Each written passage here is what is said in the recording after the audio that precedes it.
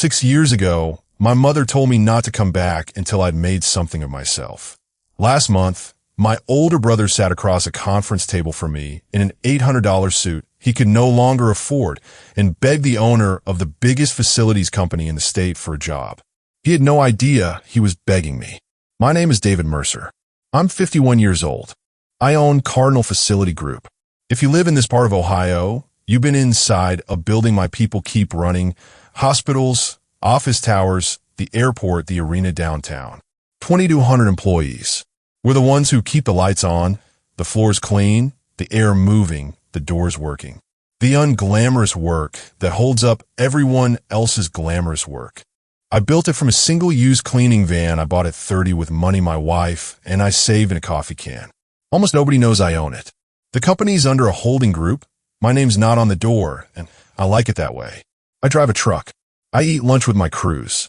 I learned a long time ago that the moment people know what you're worth, they stop showing you who they are. My family found that out the hard way. Except they never learned the first part, what I was worth. That's the whole story. Before I tell it, do me one small kindness. If your family ever decided who you were and refused to look again, tap subscribe. It's free, and it tells me this story found the right person. And stay to the end, because I'm going to ask you something I still wrestle with, and I want to know how you'd have called it. Let me tell you about my family, because you have to understand the water I grew up in. In my family, there were 2 sons, and there was a golden child, and I was not him. My brother Brandon is 3 years older, and from the day he was born, he was the one the sun rose for. Brandon was charming. Brandon was going places. Brandon was going to be somebody. My parents, my father Robert, and my mother Diane, poured everything into him. The private school, the car, the seed money for his real estate development firm. Every dollar, every hope, every Sunday dinner toast went to Brandon. And me? I was the practical one. The quiet one. I wasn't book smart the way Brandon was flashy smart. So while Brandon went off to build his empire of glass towers, I did something my family found frankly humiliating. I started a cleaning company. That's right. I bought a van and a shop vac and I cleaned office buildings at night. And my mother, I'll never forget this, told her friends I was in management because she couldn't bring herself to say her son scrubbed toilets for a living. At family dinners, Brandon would hold court about his latest development deal, and when the conversation came around to me, there'd be a little pause, a little pity, and someone would change the subject. My whole childhood and half my adult life, I was the family's quiet embarrassment, the son who didn't quite work out. The one good thing that came of being invisible is that nobody was watching when I met Kate. Kate was a bookkeeper for one of the buildings I cleaned. We'd talk at 2 in the morning while I emptied trash cans, and she finished payroll. She saw something in me that my own family never bothered to look for. My mother did not approve. Kate came from nothing, my mother said, no better than a cleaner herself.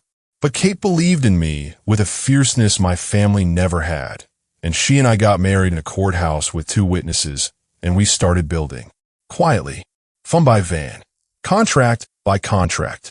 Here's the thing my family never understood about the cleaning business because they were too busy being embarrassed by it. Every building in the world needs it. Every single one.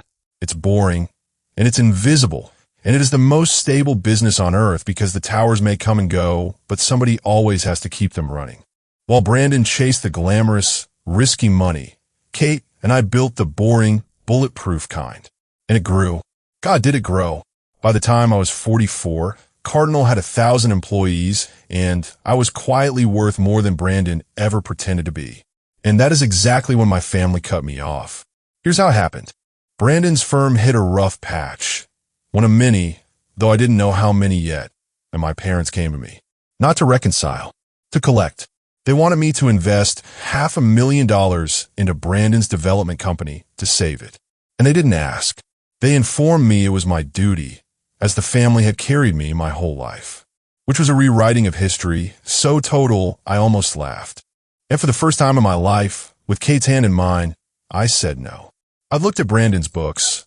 He'd sent them over expecting a rubber stamp, and I saw a company that wasn't struggling, it was drowning, propped up on debt, and I suspected worse. Investing in it wouldn't save it. It would just tie my life raft to a sinking ship. So I said no, kindly. I even offered to help Brandon restructure, honestly, for free. My mother's response is the reason 6 years went by. She stood up in my kitchen and she said, "You've embarrassed this family long enough, David. Your brother builds things people admire. You scrub their floors. And now you won't even help your own blood. You're the disappointment. You always were. Don't call us again until you've become someone we can be proud of." And they left. And they meant it. 6 years of silence. They blocked my number. They didn't come when Kate's father died, and I could have used my family. Brandon didn't call. My parents told the extended family I'd abandoned them in their time of need. I became, in the family story, the villain, the ungrateful son who had money and let his brothers sink. If you're still with me, do me that kindness and tap subscribe before I tell you what happened when the sinking ship finally went down. Because it went down hard, and it took everyone standing on it with it. For 6 years, I built in silence. I stopped waiting for the phone to ring.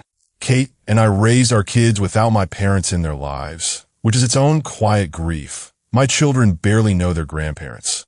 Cardinal doubled, then doubled again. We moved into industrial services, building systems, the big regional contracts. I became, without anyone in my family knowing it, one of the larger private employers in the state. And I made my peace, mostly with being dead to them. Mostly. Then about 2 months ago, the story came full circle in a way I could never have written. Brandon's development firm didn't just fail. It collapsed spectacularly under a mountain of debt and a state investigation into how he'd been funding it. And here's the part that gutted me even through all the years of anger. He'd taken my parents down with him. Every dollar of their retirement, the house, all of it, they poured it into Brandon's firm over the years. The same firm they'd once demanded I save. When it went under, it took their entire life savings. In their late 70s, my parents were nearly broke. And Brandon, 48 years old, had no company, no money, and a name that was now radioactive in every boardroom in the city. I didn't know any of this yet. I found out the way you'd least expect. Because when the dust settled, Brandon needed a job. Any job, at his level, that would let him keep some dignity. And there was exactly one company in the region big enough to absorb a disgraced executive into a senior facilities and operations role. One company everyone in commercial real estate knew was the giant in the space. Cardinal Facility Group. My brother applied to my company. He didn't know it was mine. Nobody outside my closest circle knows that. To Brandon, Cardinal was just the big anonymous player, the kind of place that might overlook his history for his executive experience. His application came up through HR, flagged because of the name recognition, and it landed on my desk with a note. Brandon Mercer. Any relation? I sat in my office, and I looked at my brother's resume for a long time. The same brother who'd let his mother call me a disappointment and never said a word. The same brother whose firm I'd refused to save and been exiled for it. Applying for a director role. And my company, never knowing. I could have had HR send a rejection. I could have had him blacklisted. I could have done 100 quiet, cruel things. Instead, I did the one thing I knew would tell me, finally, who my brother really was now. I told HR to bring him in for a final round interview with the owner. Brandon walked in my boardroom on a Tuesday morning in a suit I recognized, one of the expensive ones from the good years, now a little loose on him, a little worn at the cuffs. He was rehearsed. He was humble in that performed way. He was ready to charm the anonymous owner of Cardinal into overlooking his little bankruptcy. And then he looked up and he saw me sitting at the head of the table. I have thought a great deal about the human face, and I have never seen one do what my brothers did in that moment. It went through everything. Confusion. What is David doing here? Then a flicker of the old contempt, the reflex of a lifetime, the what's the embarrassment doing in this building? And then, slowly, horribly, the truth arriving as his eyes went from me to the Cardinal logo on the wall, to the word owner on the little placard, and back to my face. And the contempt drained out of him and left something I'd never once seen on my brother in 51 years. Fear. And under it, shame. David, he said, you own Cardinal? I built Cardinal, I said. From the cleaning van mom told her friends was management. Sit down, Brandon. He sat. My golden brother, in his worn goods suit, sat down across the table and could not look at me. in the company built by the son our family threw away. Now here is where the story stops being about winning and becomes the hardest thing I've ever had to decide. Because I want to be honest with you. For one long moment, sitting across from my broken brother, I wanted to burn it all down. I wanted to lean across that table and say every word that had been said to me. I wanted him to feel for 1 second 6 years of it. I didn't. And I'll tell you why, though I still argue with myself about it. Because as I looked at Brandon, really looked, I didn't see the golden child anymore. I saw a frightened, middle-aged man who had believed his own myth until it bankrupted him and his own parents, who had never once in his life had to be honest about who he really was, and who was now sitting in a room being honest for the first time because he had no other choice. And I realized that destroying him wouldn't make me the man Kate believed in. It would just make me the family that made me. So I made him an offer. Not the director job. He hadn't earned that, and handing it to him would have been the same lie my parents lived, rewarding the name instead of the work. I offered him an honest job, a real one, mid-level, in operations, where he'd have to actually learn how a building runs from people who'd been doing it for 20 years, some of them the kind of people he used to look down on. I told him the truth. You can start here, Brandon, but you start where the work is real, and you earn it, and nobody carries you. That's the only way anyone here has ever gotten anywhere, including me. He took it. Of course he took it. He had nothing else. And my brother works for me now.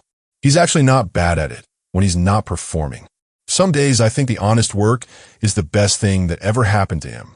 Some days I catch him looking at me like he's finally seeing his brother for the first time and doesn't know what to do with it. And my parents, that was the harder call, because they were broke in their late 70s in the house they were about to lose, the house I'd grown up being the embarrassment in. And Kate, who has more grace than I will ever deserve, was the one who said it. She said, "David, you don't do it for them. You do it for you, so that you never become the kind of person who could turn away from an old man and woman who have nothing, even these two." So I helped them, quietly. I made sure they kept the house and had what they needed to live with dignity. I did not do it with a speech. I did not make them grovel. I just did it and let them understand where it came from, the disappointment. The son who scrubbed floors.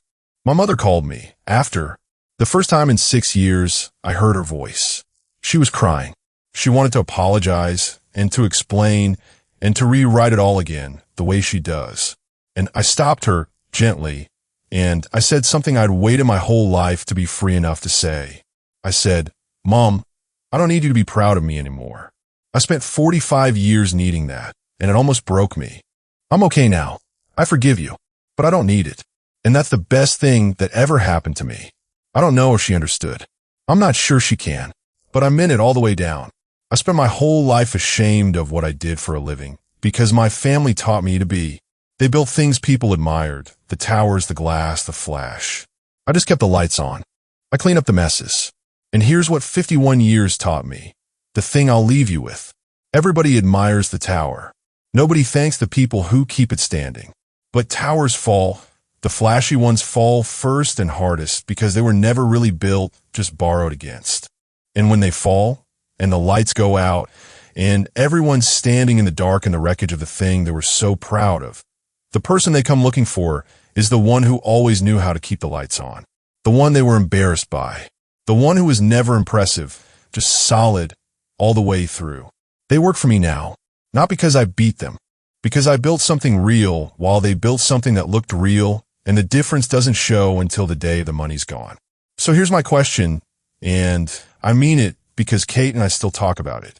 I helped the family that exiled me, gave my brother a job, saved my parents' house. Well, I could have let them face exactly what they'd earned. Was that grace? Or was it just me still chasing the approval of people who will never really change? Is there a point where helping people who hurt you stops being strength and starts being weakness? Tell me down in the comments. I think I did right. Most days. If this story meant something to you, do me that kindness, subscribe, hit like, and go say thank you to the quiet, solid, unimpressive person in your life who's been keeping your lights on. They're worth more than the whole flashy lot of them. I promise you that. I'll see you next time.